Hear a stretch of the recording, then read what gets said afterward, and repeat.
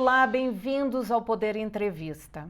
Eu sou Denise Crispim, editora sênior do Poder 360. Tenho o prazer de receber André Araújo, presidente da Shell Brasil. Como vai, André? Muito obrigado, o prazer é todo meu. Feliz de estar te acompanhando, parabéns de estar no Poder 360 e estou pronto, eu acho. Eu acho que você tem que estar pronto, na verdade, para essa estratégia que a Shell anunciou no ano passado, no meio da pandemia, de transformação de empresa petroleira em uma empresa de energia limpa. Você pode explicar um pouco como foi essa decisão e o que se espera desse processo? Eu acho que é importante deixar alguns pontos claros. A Shell publicou a sua nova estratégia. Como parte dessa estratégia, nós temos assumindo um compromisso de ser uma energia neutra nas suas emissões de carbono até 2050, se possível antes. E dentro dessa estratégia, a gente não está abandonando a nossa produção de óleo. Nós temos e entendemos que o mundo precisa de uma descarbonização. Nós definimos que nós vamos ter 3 pilares para sustentar essa estratégia até 2050. E esses 3 pilares, e a gente pode falar um pouco sobre eles, mas eu queria dizer, eles são upstream, que é exploração e produção, o segundo é transição e o terceiro é crescimento. E nesse setor de crescimento é onde eu diria que nós temos um foco muito grande em energias renováveis, em buscar soluções que possam sequestrar carbono, e todas essas ações de uma forma conjunta vai fazer com que a gente consiga atingir esse objetivo até 2050. Eu sei que entre as metas está a redução, e já está em vigor, inclusive, a redução de produção de óleo de 1% a 2% ao ano até 2030. Isso vale também para o Brasil? Essa é uma meta global, ela não está definida por país. O Grupo Shell reconhece que para atingir a meta de ser uma empresa carbono neutra em 2050, nós temos que reduzir a nossa pegada de óleo e gás. E o que o grupo fez nesse anúncio desse plano estratégico é reduzir o número de países que produzem óleo e gás de mais de 40 para 9. E o Brasil está entre esses 9. Então, dependendo aonde for mais competitivo, nós vamos manter uma posição de óleo e gás. Provavelmente você vai me ouvir falar muito sobre competitividade hoje. Mas, nesse caso, neste ano, no Brasil não tem redução de produção de petróleo pela Shell? Não, nós somos hoje o segundo produtor de óleo e gás no Brasil, uma produção aproximada entre 400 mil barris de petróleo por dia. Nós fizemos, ao longo dos últimos 8 anos, uma série de investimentos e parte das unidades de produção estão entrando em operação nesses últimos anos, o que reforça essa posição de ter um volume de produção de óleo e gás no Brasil bastante significativo. Como é que vai ser o papel do Brasil nessa transformação, dessa nova virada da Shell até 2050?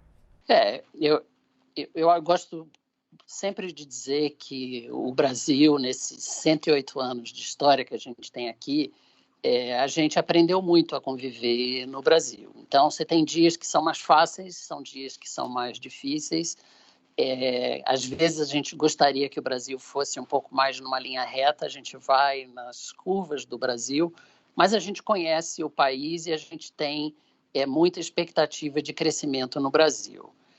A transformação energética aqui no Brasil, ela vai se dar principalmente através de dois grandes vetores. Um deles é a empresa Raízen, que é a empresa que produz etanol aqui no Brasil, entre outras coisas, onde a Shell tem uma participação de 50% desde 2011. Esse ano nós completamos 10 anos da criação da Raízen, e nós entendemos que no Brasil há um papel extremamente importante para os biocombustíveis. A Raízen hoje é uma empresa que ela trabalha com toda a cadeia de valor da cana-de-açúcar, e ela começa a trabalhar de forma mais agressiva depois de ter colocado uma tecnologia própria da Raízen em prática na produção de etanol de segunda geração, e o intuito da Raízen é crescer de uma forma muito forte nos próximos anos, através de etanol de segunda geração, através de biogás e através de bioenergia, produção de energia através dos produtos que existem na produção de etanol. A outra forma de crescimento e nessa transformação da Shell é o nosso interesse em ter um papel ativo em duas áreas.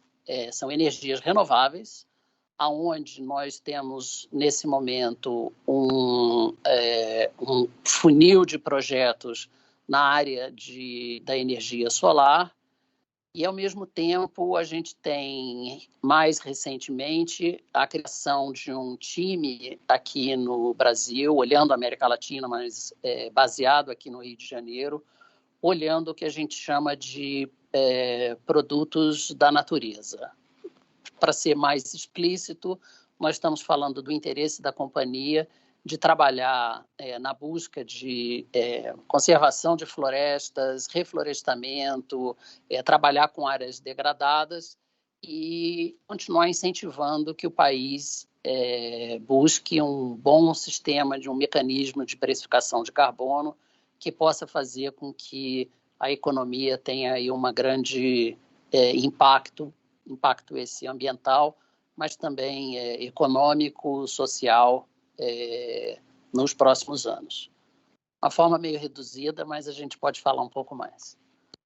Agora, o que é interessante é que me parece que a Shell, que estava muito concentrada na energia vinda de fontes fósseis, ela agora também se preocupa com geração de energia elétrica, não?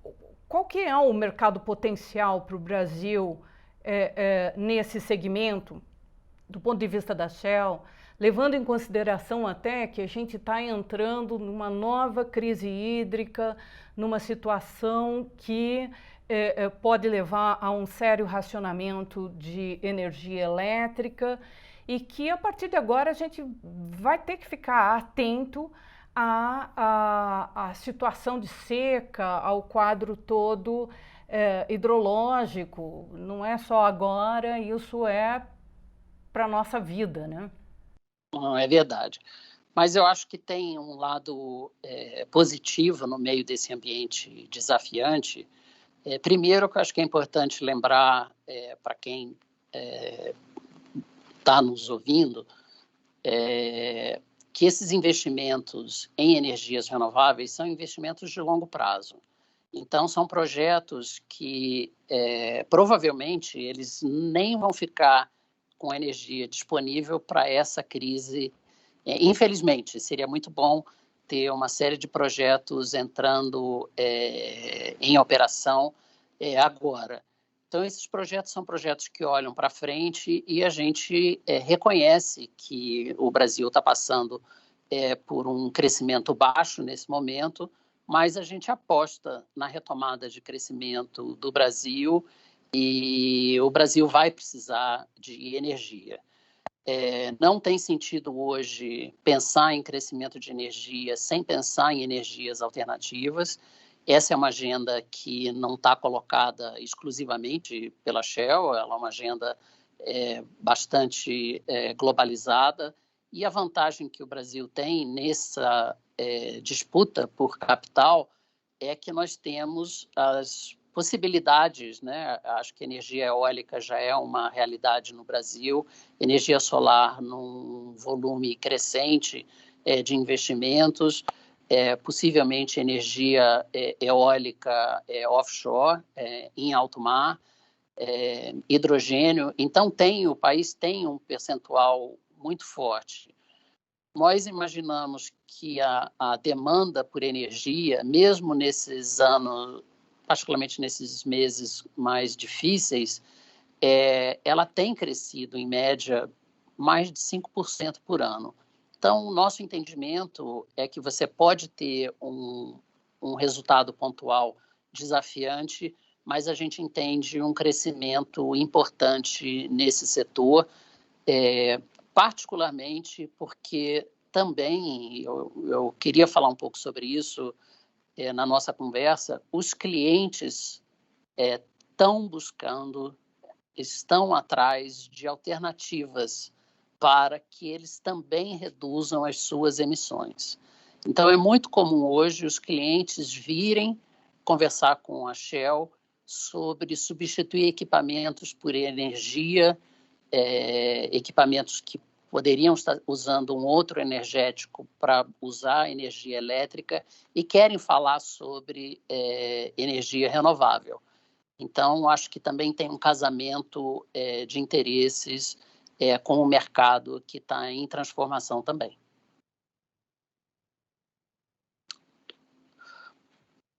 Não, eu posso falar de uma parceria que nós fizemos recentemente para um projeto de energia solar com a Gerdau, onde a Gerdau e a Shell têm o interesse de desenvolver uma joint venture de produção de energia solar, onde a Gerdau vai ficar com metade da produção para consumo próprio e a Shell teria essa energia para poder vender no mercado.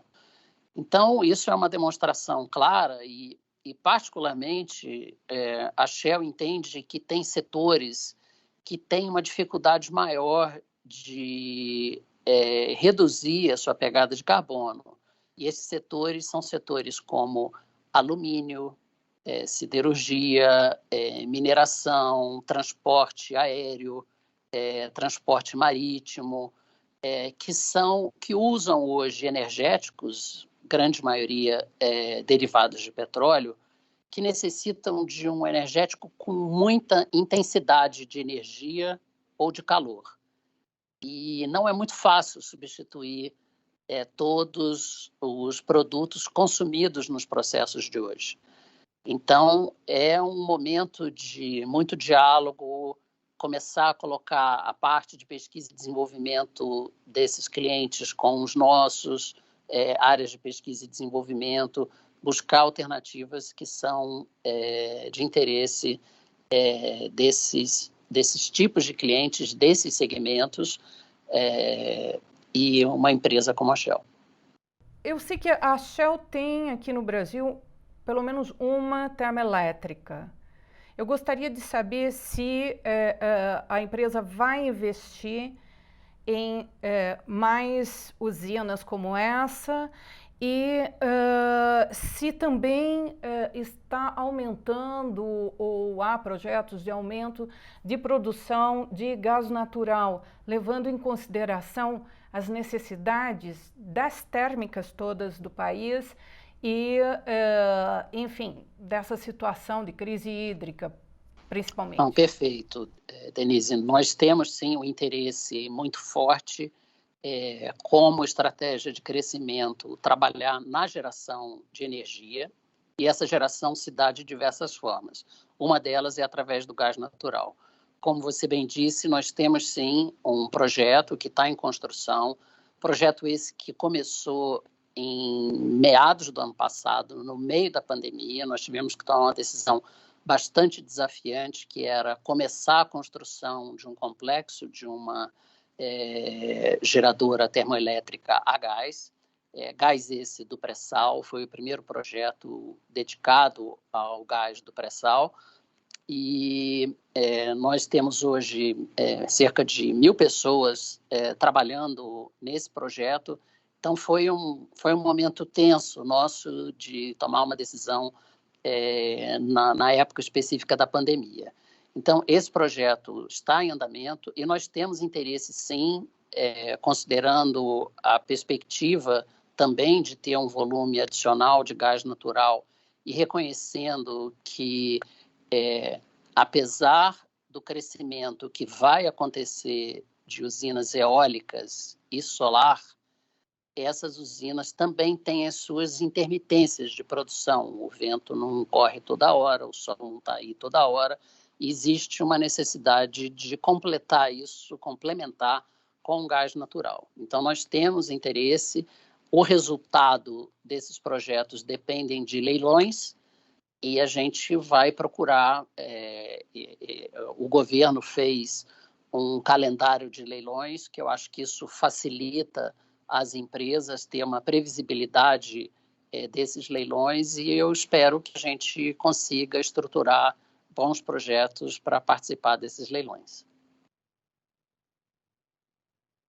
Tem leilão previsto já no final desse ano de 2021, como parte da política, não sei o nome correto, se é emergencial, mas de trazer um volume maior de geração de energia para os próximos anos.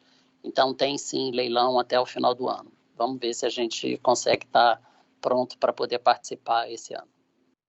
Nós temos hoje a necessidade até mesmo de assumir no mundo inteiro compromissos bem mais ambiciosos de redução de emissões de carbono e de outros gases. Isso tudo vai ser discutido em novembro na COP26 em Glasgow, na Escócia. Há muita perspectiva, muita ansiedade a respeito do que trará efetivamente esse encontro. Mas eu me lembro que há 20, 30 anos, o que se falava era que os combustíveis fósseis, eles são limitados e em algum momento a produção se reduziria, até porque não haveria novas reservas, enfim.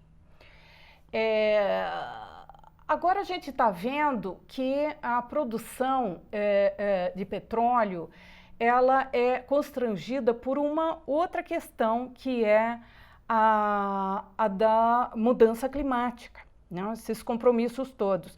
O que eu quero saber o negócio do petróleo e do gás, também do carvão, que não tem nada a ver com a Shell, mas esses negócios, eles vão morrer antes do previsto?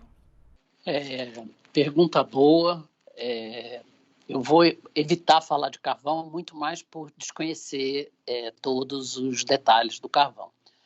Mas eu posso dizer quase que dois extremos, e a gente talvez precise falar um pouquinho sobre o meio do caminho. Sem dúvida nenhuma, o mundo precisa descarbonizar. O consumo de combustíveis fósseis tem sido indicado como uma meta importante a ser reduzida. Parte dos compromissos dos países na COP englobam reduções das emissões de uma forma mais ou menos agressiva. Cada país tem feito a sua própria definição.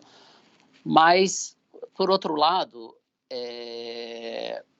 ainda há utilidades de derivados de petróleo que não têm uma solução técnica ou competitiva de forma adequada. Então, acho que esse é ainda um desafio que nós temos pela frente, mas também traz uma grande oportunidade. Eu não posso falar que é o fim do setor de petróleo e gás. Nosso entendimento e a busca que a gente percebe de vários setores é encontrar um caminho de ter esta neutralidade de carbono. Parte dessa neutralidade pode vir através de mecanismos de precificação de carbono que incentivam os diversos agentes envolvidos tanto nos que emitem quanto os que podem absorver carbono, a desenvolver novas tecnologias. E aí a gente tem, Denise, duas áreas que estão sendo muito focadas quando a gente fala em sequestro de carbono.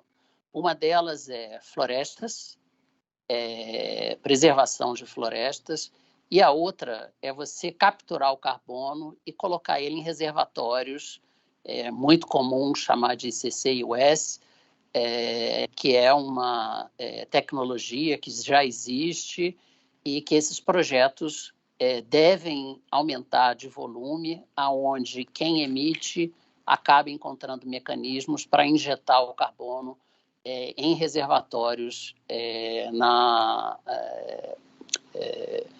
em reservatórios. Então, acho que esses são possíveis caminhos, e aí eu não posso falar especificamente de morte de óleo e gás. O que eu posso dizer é que nós, na Shell, estamos definindo que nós vamos ter uma redução dos nossos volumes. Há sempre quem diz que esse volume, a gente tem que ter ainda metas mais ambiciosas de redução desses volumes. O desejo, eu entendo que é quase um desejo coletivo, mas a gente tem também que ter um olhar prático em relação à competitividade dos produtos finais, e a gente tem uma sociedade que quer as duas coisas ao mesmo tempo, produtos competitivos e produtos limpos. Então, eu acho que a gente vai caminhar, e o que é bastante importante é essa pressão coletiva de se encontrar alternativas para a redução das emissões. Agora, a Shell já está fazendo sequestro de carbono aqui no Brasil? Nós criamos um grupo baseado no Brasil no quarto trimestre do ano passado. Nesse momento, nós estamos buscando projetos para investimentos na área de reflorestamento. Ao mesmo tempo, a gente tem discutido com diversos setores da sociedade, coalizões, empresas que já estão focadas nessa área, da gente ter certeza de que a gente tem o que muita gente chama de um carbono com qualidade.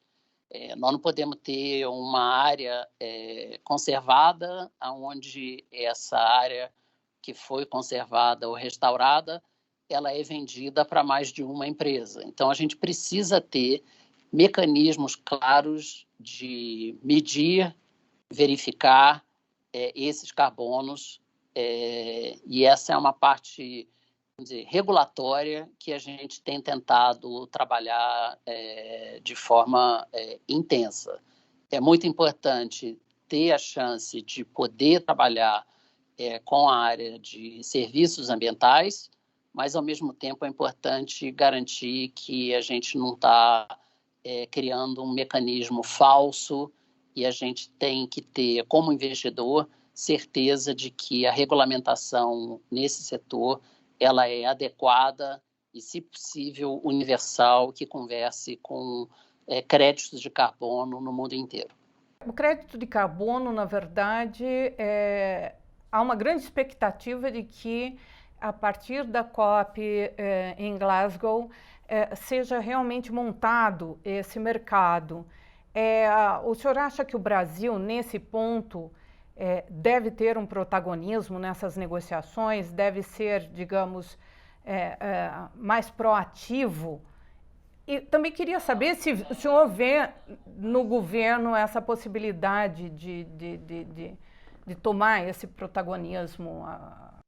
Não, o Brasil tem, no meu entendimento, toda opção de ser um país protagonista que discuta toda essa questão de serviços ambientais com muita propriedade, porque é o país com o maior número de florestas, tem uma possibilidade de trabalhar com áreas recuperáveis muito forte, e é uma questão de escolha. A minha expectativa é que o país não perca essa opção, essa oportunidade à frente, e que participe, sim, de discussões muito importantes que estão pela frente.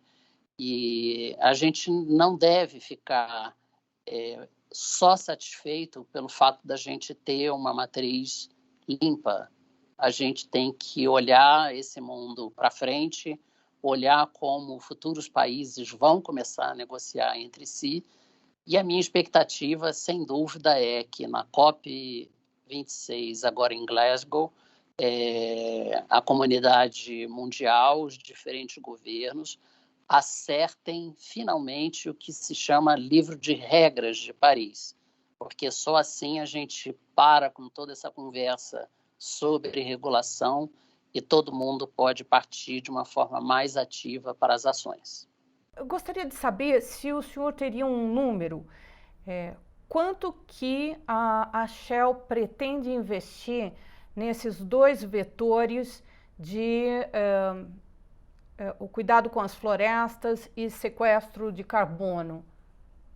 Olha, o número que eu tenho está relacionado à área de florestal, que a gente chama de Nature-Based Solutions. Nós temos um plano de investimento até o ano de 2023 de 100 milhões de dólares globalmente por ano. Esse número vai ser revisitado, mas já demonstra a força do interesse da companhia. O meu papel aqui no Brasil é encontrar uma forma de trazer esse dinheiro para cá. Eu, como brasileiro e presidente da Shell Brasil, eu brigo com presidentes da Shell em diversos lugares do mundo. Cada um quer levar esses projetos, esse dinheiro, que é grande, mas é limitado, para os seus países. Então, eu torço para que a gente consiga viabilizar, e o que eu posso dizer é que existe um interesse muito grande. A gente tem conversado em Brasília, a gente tem conversas com os estados que têm demonstrado interesse em desenvolver programas florestais também estaduais, e a gente tem um número grande de empresas que também querem ter uma participação nesse setor, entendem que é uma oportunidade para elas encontrarem um mecanismo para ter créditos de carbono, e a gente está, nesse momento, Denise, avaliando as opções de projeto. Então, temos um grupo de pessoas dedicada a buscar essas alternativas. Vai sair quando tiver um projeto bom. Nós não vamos ter um projeto de reflorestamento só para dizer que a gente tem um projeto de reflorestamento. Nós temos que ter uma segurança de que esse projeto é sustentável. E quem vai dar essa segurança, obviamente, será o governo brasileiro.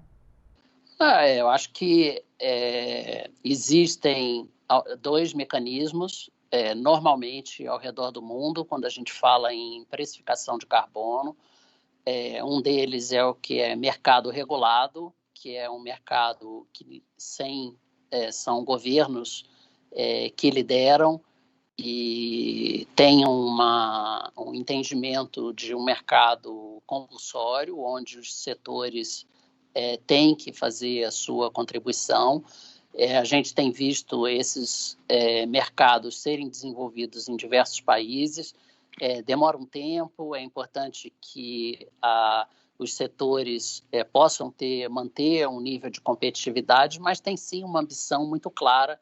Isso é definido, é coordenado centralmente por governos. Mas, obviamente, existe um outro mercado, que é o mercado voluntário, onde os diferentes agentes procuram, e já existe um número grande de iniciativas no Brasil, e um número grande de empresas brasileiras trabalhando nesse setor. Eu acho muito bom, não acho que uma coisa impede a outra. Eu acho que, para mim, um grande tema que eu tenho falado muito sobre isso, eu mencionei aqui brevemente, é a questão da qualidade do carbono.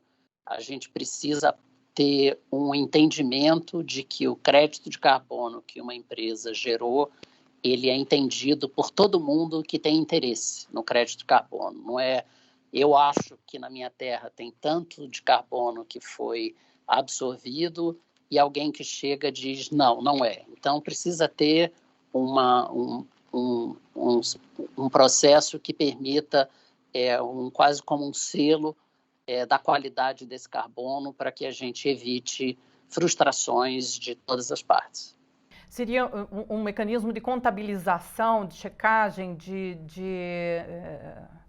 fiscalização, digamos? Ele eu diria que quase como um selo de qualidade que possa dar uma garantia para todo mundo, para quem está comprando e para quem está vendendo, de que aquele é um carbono bom e que a gente não precisa ter dúvida se aquele carbono foi realmente absorvido, se o número não está inflado ou o contrário. Tem aí uma medição e uma verificação, mas já existem diversos critérios para fazerem isso e já há empresas certificadoras que, inclusive, atuam aqui no país. Então, não é uma novidade, não é um bicho de sete cabeças, mas exige uma coordenação para que se faça uma escolha. Eu, particularmente, não estou aqui defendendo nenhum mecanismo específico, mas eu acho que é muito importante ter princípios que definam a qualidade do carbono. Agora, mudando um pouquinho o assunto, eu gostaria que você me desse uma avaliação sobre o que significa para uma empresa multinacional petroleira enorme como a Shell atuar num país onde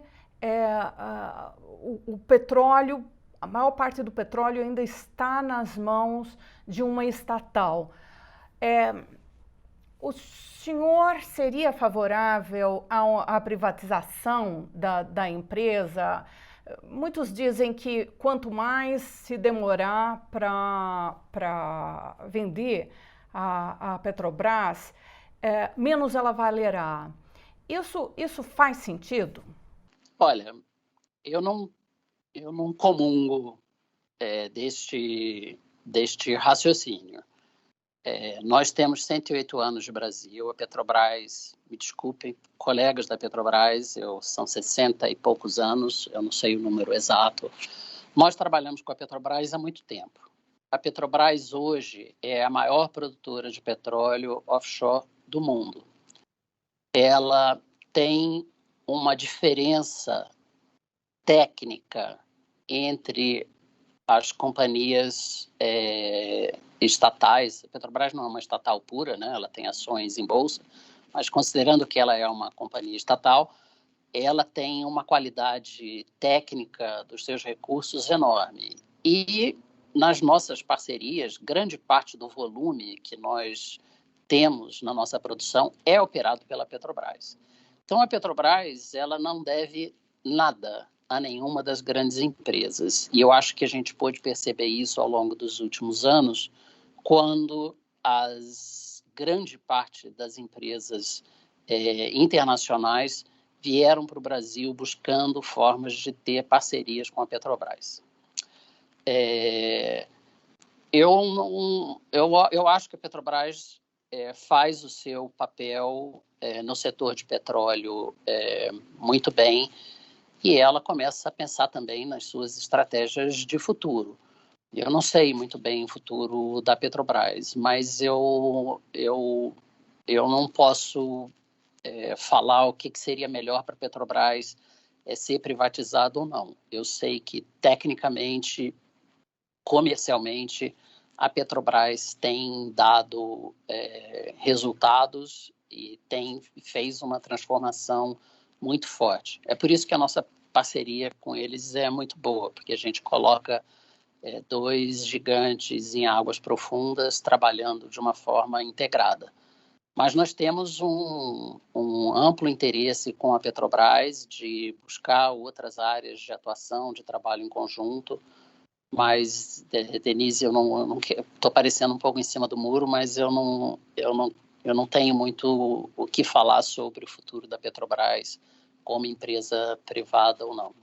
E levando em consideração a conjuntura internacional, o desempenho esperado para a economia mundial, a Shell já tem algum prognóstico em relação ao preço do petróleo para o ano que vem, digamos? Vai continuar no mesmo patamar? Vai subir? Pode cair? Não temos. O que a gente sabe que vai ser volátil. E vão ter momentos de subida e momentos de queda. E a gente precisa assegurar a competitividade nos diversos elos da cadeia para que o consumidor não sinta tanto impacto. O que a gente está vendo aqui no Brasil é um pouco mais maximizado pela desvalorização cambial, mas os consumidores nos Estados Unidos, na Inglaterra, na França, todos estão também reclamando do preço dos combustíveis. Só para entender, a maior parte da produção da Shell, ela vai para o mercado interno ou para a exportação? A nossa produção no Brasil é toda exportada. O Brasil hoje é um exportador de petróleo. A exportação de petróleo, o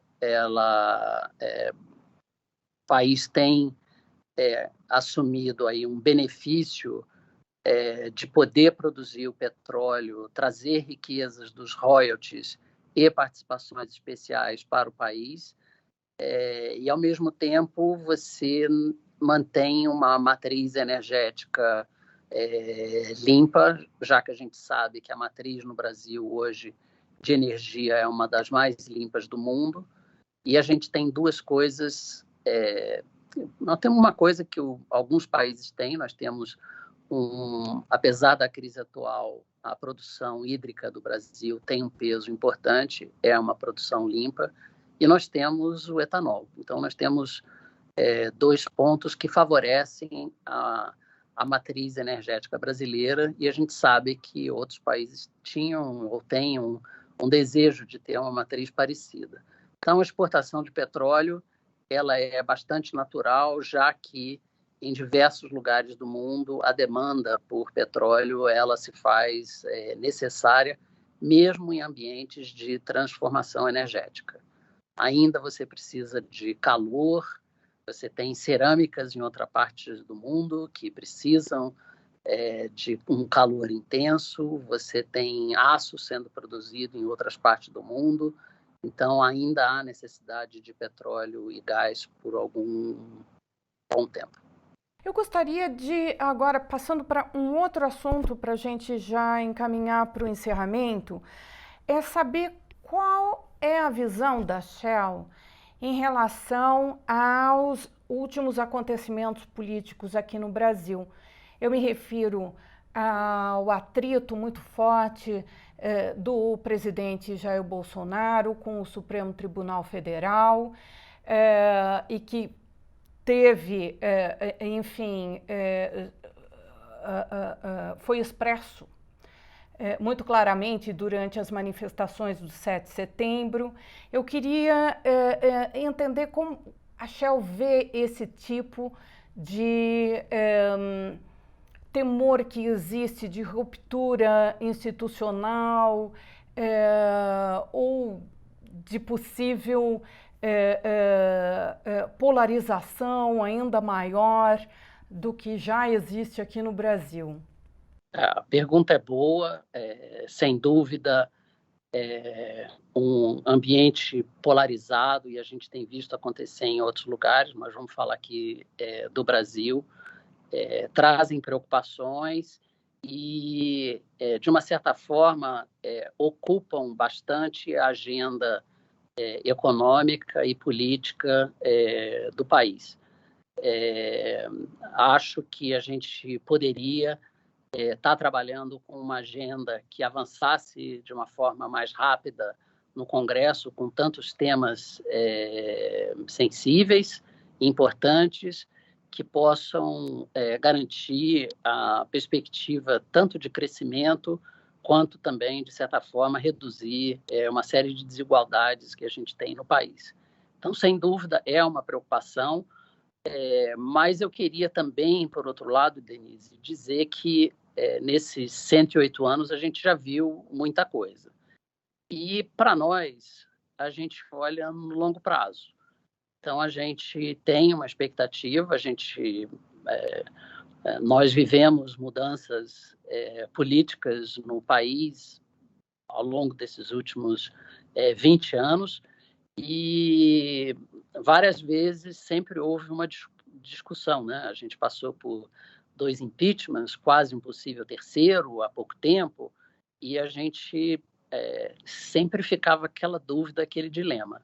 Eu reconheço que trabalhar com o Brasil não é para principiantes, a gente precisa ter um cuidado, particularmente quando a gente está tomando decisões de investimento, de não deixar se levar pela emoção, porque isso aqui é quase como uma novela das 8, né? Parece que todo dia tem um tema novo, as notícias quase que ficam velhas, porque tem tanta notícia nova que a gente nem termina as notícias anteriores, mas a gente entende que o Brasil, para investimento e também para a perspectiva de crescimento, é um lugar onde a gente quer manter o nosso foco e prioridade. Então, a gente está um pouco naquela linha que é complexo, é mais difícil explicar o Brasil fora do Brasil. Não quero dizer que é tudo muito fácil. Há bastante perguntas sobre o futuro, sempre houveram, mas a empresa reconhece o Brasil como um lugar que a gente quer crescer. Mesmo com a tributação do imposto de renda sobre dividendos? Esse é um tema, né? A gente reconhece um grande desafio. Sem dúvida, nós entendemos que do jeito que está a proposta que foi aprovada, que está indo para o Senado agora, ela não garante a neutralidade de impostos que estava dentro dos princípios da reforma tributária, e a gente tem expectativa de que na discussão no Senado possa ter um pouco mais de tempo para reconhecer certos desvios da proposta. Eu não nego que o país precisa de uma reforma tributária, mas essa reforma não traz a neutralidade que foi anunciada, e a gente vai buscar, pelo menos, mostrar o nosso lado de como a gente enxerga isso. Eu gostaria de agradecer imensamente a sua presença aqui conosco. Esperamos que logo, muito em breve, volte aqui para mais um Poder Entrevista. E agradeço também a todos os que nos acompanham. Muito obrigada e até a próxima.